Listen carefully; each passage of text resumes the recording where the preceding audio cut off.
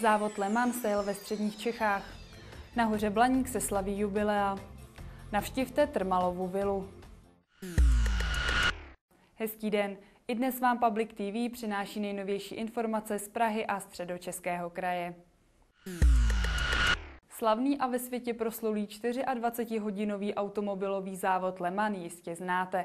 Víte ale, že ten samý závod se jel i ve středních Čechách? Nutno hned na začátku přiznat, že tu jsou jisté rozdíly, tak například ve velikosti závodních vozů. Ty autička, které tady máme na dráze, tak to jsou modely aut 1:10, jsou poháněny elektromotorem. Jinak ale bylo všechno přesně stejné jako v Le Mans, jen s tím rozdílem, že se to vše jelo pod hlavičkou L Čakovice na čakovické závodní dráze pro autíčka na vysílačku. My jsme veliký fanoušci automobilů a jezdíme závody běžně každý víkend, ale řekli jsme si, že schází něco, co by bylo opravdu adrenalinový pro chlapáky, tak jsme uspořádali 24hodinový závod a logický bylo, že jsme si vybrali, že pojedeme ve stejný čas jako Le Mans a ať si užijeme tu samou atmosféru, takže startujeme úplně na minutu přesně jako Le Mani. Ale nenechte se mýlit, tyto vozy jsou pekelně rychlé. V rovných částech trati jezdí až 50kilometrovou rychlostí a i to je prý podle modelářů jen lehký odvar.